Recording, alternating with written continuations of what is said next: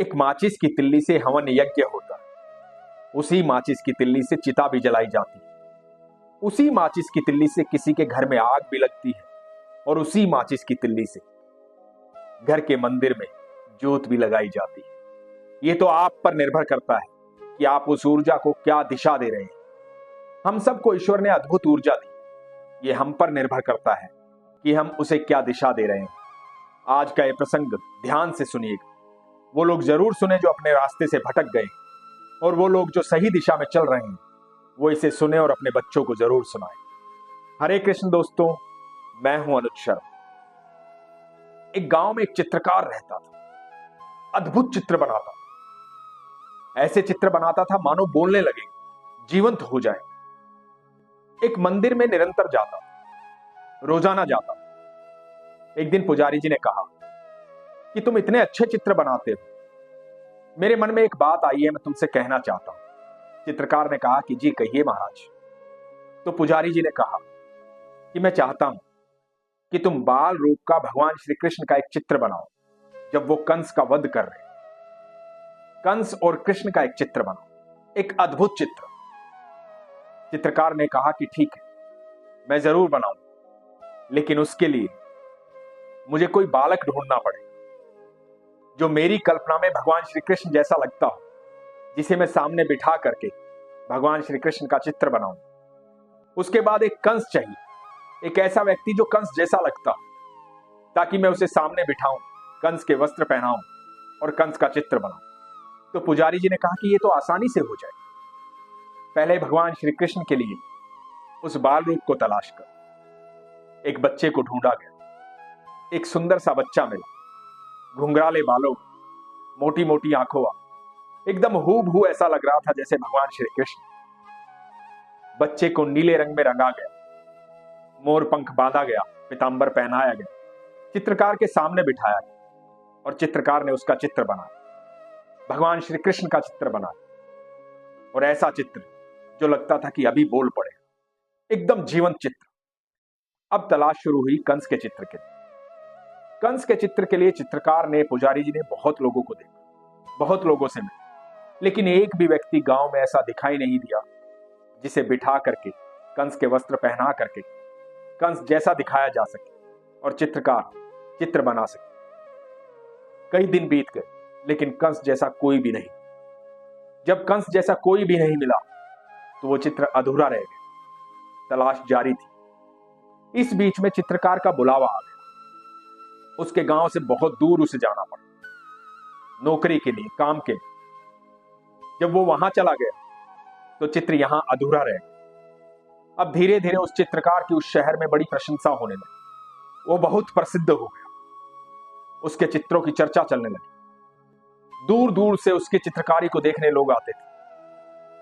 उसकी बड़ी प्रशंसा होती थी, अखबारों में छपता था। यहां गांव में लोग पढ़ते थे कि हमारे गांव का चित्रकार इतना बड़ा चित्रकार बन गया। उसकी पेंटिंग्स, उसकी चित्रकारी बहुत महंगी बिकती है, बहुत बड़ा नाम हो गया है। लेकिन इधर पुजारी जी ये सोचते थे कि एक चित्र उसका अधूरा बचा हुआ है। उसमें कृष्ण है लेकिन कंस नहीं। जैसा चित्र मैं चाहता था वैसा बना नहीं। वो अधूरा चित्र मंदिर के स्टोर रूम में रखा हुआ है। पुजारी जी सोचते थे कभी तो ऐसा दिन आएगा जब वो चित्रकार गांव वापस आए और इस चित्र को पूरा करेगा। दिन बीते, साल बीते, करीबन करीबन 20 साल बीते। 20 साल के बाद वो चित्रकार अपने गांव वापस आया। गांव वालों ने भव्य स्वागत किया। उसकी निरंतर आदत थी मंदिर जाने। अगले दिन सुबह वो मंदिर गया। पुजारी जी बूढ़े हो चुके। पुजारी जी के पास गया। पुजारी जी को बोला कि आपको याद है पुजारी जी, मैं मंदिर आता था, चित्रकारी करता था। पुजारी जी उसे देखकर बड़े खुश हुए। पुजारी जी बोले, मैंने सुना है तुम्हारा बड़ा नाम हो गया है, बड़े चित्रकार हो गए। तुम्हें याद है तुमने एक चित्र बनाया था जो आज तक अधूरा है, भगवान श्री कृष्ण का चित्र।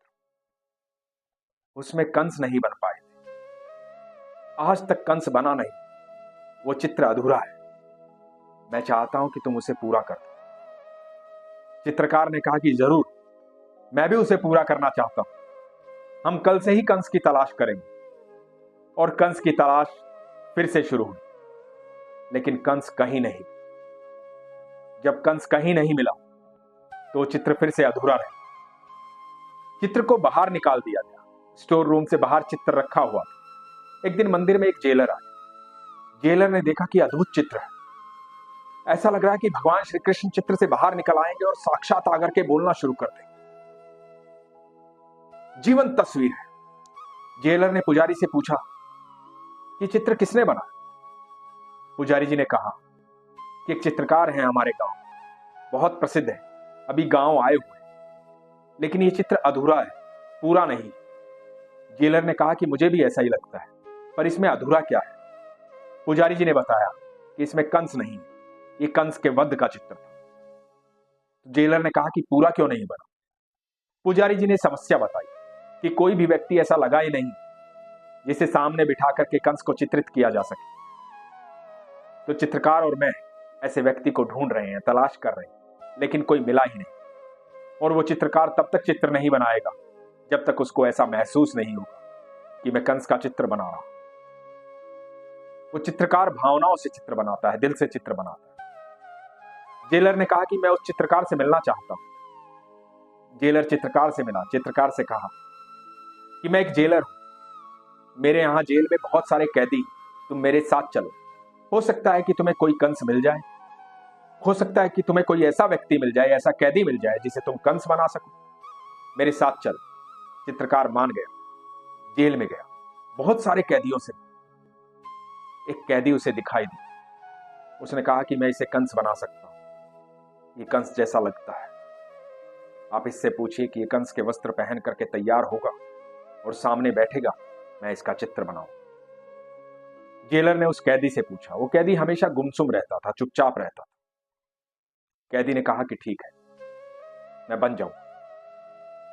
और कैदी को लेकर के मंदिर के प्रांगण में आया गया। उसे कंस के वस्त्र पहनाए गए, सामने बिठाया गया और चित्रकार ने अपने चित्र को पूरा किया। कृष्ण जब कंस का वध कर रहे थे, उस सारे वातावरण को तैयार किया और कृष्ण और कंस का एक चित्र बनाया गया। एक ऐसा चित्र जो देखने में लग रहा था कि अभी जीवंत हो गए, जैसे दृश्य सामने चल रहा है। सब गांव वाले, जेलर, सब लोग तालियां बजा रहे थे, प्रसन्न थे, खुश थे। अद्भुत चित्र था। सालों बाद चित्र पूरा हुआ। कैदी को चित्र दिखाया गया। कैदी ने जैसे ही चित्र को देखा, कैदी फूट फूट कर रोने लगा। बहुत रोया, बहुत रोया। पहले लोगों को लगा कि चित्र को देख करके भावुक हो, लेकिन वो रोने से बंद नहीं हुआ। तो लोगों ने पूछना शुरू किया। चित्रकार ने पूछा कि क्या बात हो, क्यों परेशान हो, इतना क्यों रो रहे, इतना सुंदर चित्र तो बनाया है, तुम इतना क्यों रो रहे। तो कैदी ने कहा कि मैं इसलिए रो रहा हूं कि इस चित्र में कृष्ण भी मैं ही हूं और कंस भी मैं ही हूं। जब मैं छोटा था तो मुझे कृष्ण के लिए चुना गया, मुझे आपने कृष्ण बनाया था और उस दिन आपको मेरे भीतर कृष्ण दिखाई दे रहे थे। अब आपने मुझे कंस के लिए चुना, क्योंकि अब आपको मेरे भीतर कंस दिखाई देते। मेरे कर्मों ने मुझे कहां से कहां पहुंचा दिया।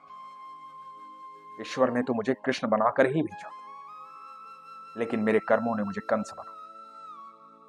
दोस्तों, किसी मां के पेट से कोई अपराधी पैदा नहीं होता, कोई राक्षस पैदा नहीं होता है, कोई कंस पैदा नहीं होता है, कोई रावण पैदा नहीं होता। मां के गर्भ में जो पल रहा होता है वो साक्षात भगवान श्री कृष्ण होते हैं, विष्णु होते हैं। जब वो इस धरती पर आ जाते हैं तो उनके संस्कार, उनके कर्म ये तय करते हैं कि जीवन में वो क्या बने। लोग उनके पास आना चाहेंगे, लोग उनसे भागना चाहेंगे, लोग उनसे दूरी बनाएंगे या लोग उनके साथ बैठना चाहेंगे। हम सब जीव जब जन्म लेते हैं तो विष्णु रूप में जन्म लेते हैं। यही कारण होता है कि आप किसी भी बच्चे को गोदी में उठाना चाहते हैं, उसे प्यार करना चाहते हैं, उसके साथ खेलना चाहते हैं। लेकिन जैसे जैसे बच्चा बड़ा होता है, अपने कर्म करना शुरू करता है, अपनी ऊर्जा को एक दिशा देता है, उसकी दी गई दिशा ये निर्णय करवाती है कि आप उसके पास जाएंगे या नहीं जाएंगे, आप उससे बात करेंगे या नहीं करेंगे, कि आप उससे दूरी बनाएंगे या सबको ये बताएंगे कि वो मेरा मित्र है, वो मेरा बेटा है, वो मेरा भाई है। तो हमेशा अपने कर्मों को, अपनी इस दी गई ऊर्जा को सही दिशा दें, क्योंकि ईश्वर आपको अपने जैसा बनाकर भेजते हैं, आपसे बेहद प्रेम करते हैं, आपके अंदर वो अद्भुत ऊर्जा देते हैं जिससे आप ये हर समय निर्णय ले सकते कि आपको अपना मार्ग कैसा तैयार करना है।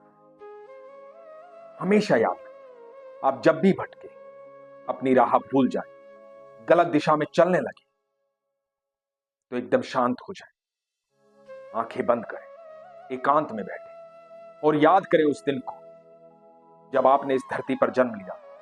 सब आपके साथ खेलना चाहते थे, आपको गोदी उठाना चाहते थे, आपसे प्रेम करना चाहते थे। आपको ईश्वर ने अद्भुत ऊर्जा दी थी। उस ऊर्जा को फिर से याद करें, अपने ईश्वर को याद करें और अपनी सारी परेशानी को अपने ईश्वर से कहें, अपनी सारी बातें उसके सामने रखें। आप यकीन मानो,